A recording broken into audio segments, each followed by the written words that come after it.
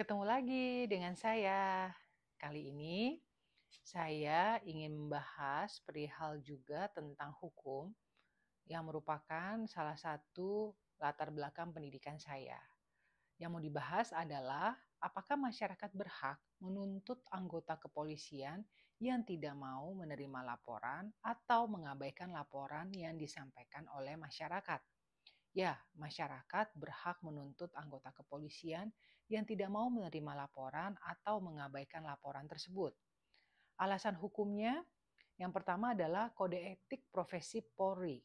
Pasal 15 Peraturan Kapolri Nomor 14 Tahun 2011 tentang Kode Etik Profesi Polri secara tegas melarang anggota Polri menolak atau mengabaikan permintaan pertolongan, bantuan atau laporan dan pengaduan dari masyarakat yang menjadi lingkup tugas, fungsi, dan kewenangannya.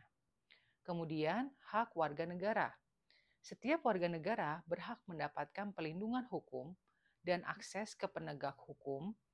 Menolak atau mengabaikan laporan masyarakat tersebut merupakan pelanggaran terhadap hal ini.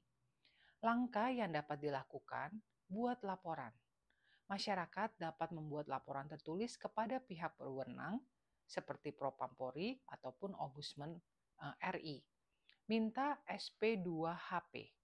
Pelapor berhak meminta surat pemberitahuan perkembangan hasil penyidikan untuk memantau kinerja polisi dalam menangani laporan. Ajukan aduan.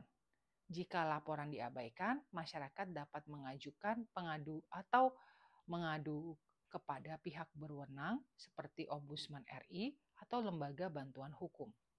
Penting untuk diingat, tidak semua penolakan laporan polisi adalah pelanggaran.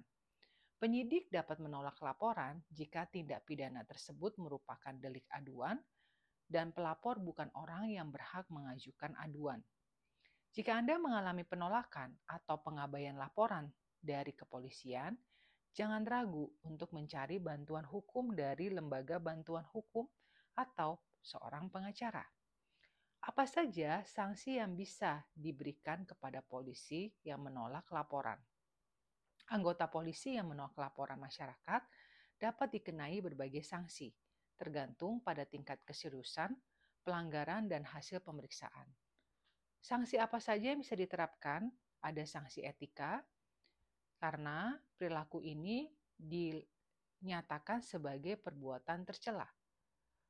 Pelanggar wajib meminta maaf secara lisan di hadapan sidang KKEP dan secara tertulis kepada pimpinan Polri dan pihak yang dirugikan.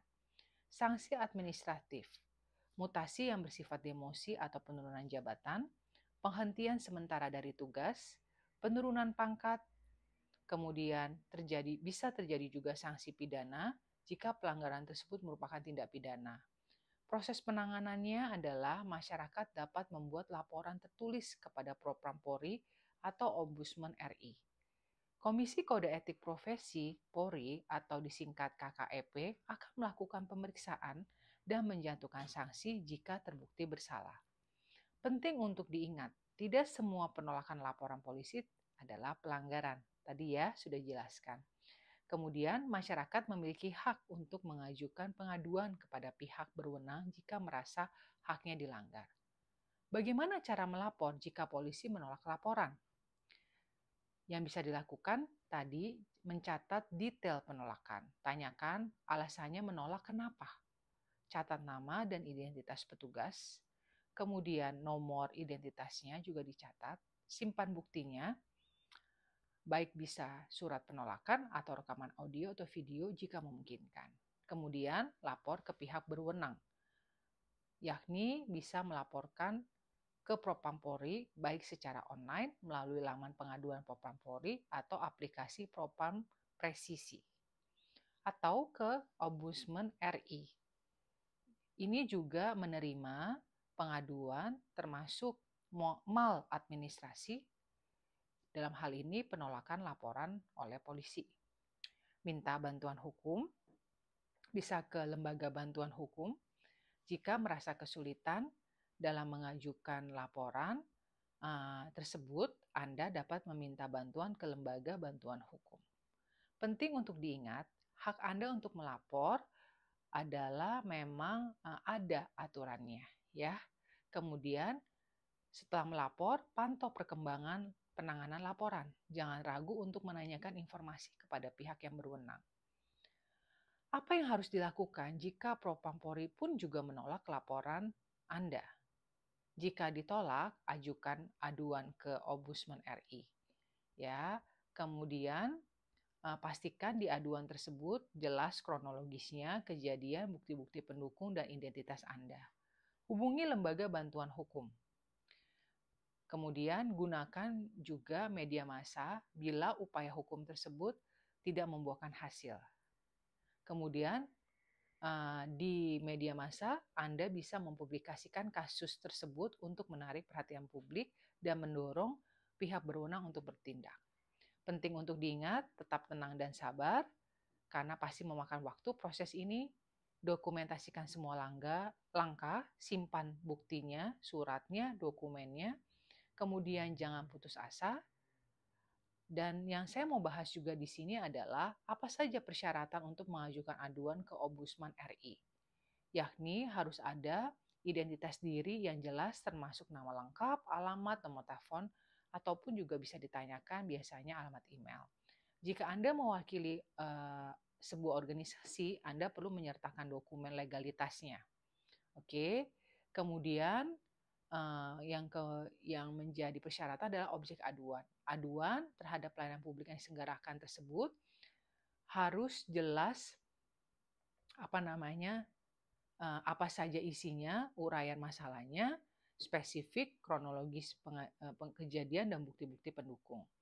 Waktu kejadian pun juga yang diketahui adalah maksimal 2 tahun setelah kejadian atau keputusan yang diadukan. Dokumen pendukung jangan lupa karena bisa saja diminta foto, video gitu ya, surat penolakan ataupun surat-surat lainnya. Cara pengajuan tadi sudah disampaikan juga bisa melalui Ombudsman RI baik secara online maupun juga menyertakan dokumen tersebut secara hard copy ya. Kemudian Ombudsman RI itu tidak menangani aduan yang bersifat pribadi atau yang tidak terkait dengan pelayanan publik. Ombudsman RI akan melakukan investigasi dan memberikan rekomendasi kepada pihak yang berwenang. Kemudian bagaimana cara mengetahui alamat Ombudsman RI yang terdekat? Bisa mengunjungi website Ombudsman RI, buka websitenya, menemukan menu perwakilan atau kontak di website tersebut, pilih perwakilan, klik menu perwakilannya atau kontak. Anda dapat menemukan daftar perwakilan Ombudsman RI di seluruh Indonesia. Carilah perwakilan yang terdekat. Kemudian lihat alamat dan kontaknya. Pilih yang terdekat dengan Anda tadi, Anda akan mendapatkan nomor telepon atau informasi kontak lainnya. Sebagai alternatif, Anda juga dapat menghubungi call center Ombudsman RI yang tertera di website.